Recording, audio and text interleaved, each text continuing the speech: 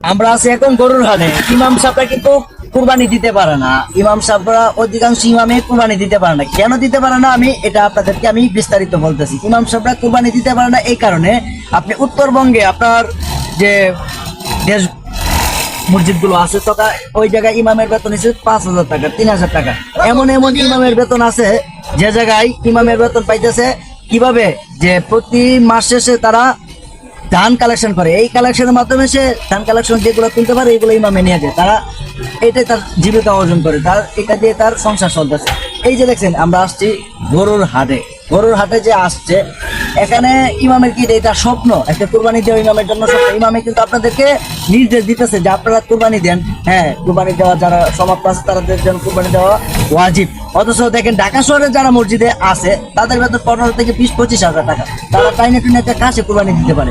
এই যে কুরবানি হাটগুলো গরুগুলো দেখতেছে, হ্যাঁ, এগুলা কিন্তু ইমামের জন্য কি একটা স্বপ্ন। ঠিক আছে, বুঝছেন? এন্ড যারা কমিটি আছে তারা বর্তমান বাংলাদেশের যুগে কমিটি হিসেবে তারা ব্যর্থ। যদি আপনারা না পারেন চাইলে দেন, ইমামের উপরে তুলে দেন, দেখেন তারা কিভাবে পরিচালনা করে। আর ইমামদেরকে আপনারা যেভাবে পারেন এইভাবে ব্যবহার করবেন না। ঠিক আছে, বুঝছেন?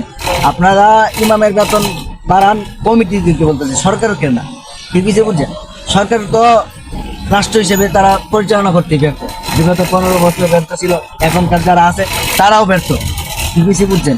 এই জন্য সবার উদ্দেশ্যে বলতেছি, এই যে দেখেন উত্তরবঙ্গে আছে যে ঝিনাইদহ, আর ওই দিক দিয়ে কিশোরগঞ্জ, ওই দিক দিয়ে আছে যে যে জেলাগুলো আছে পঞ্চগড় ইমামদের বেতন তো একেবারেই নাই, ওদের বেতন তো একেবারেই কম।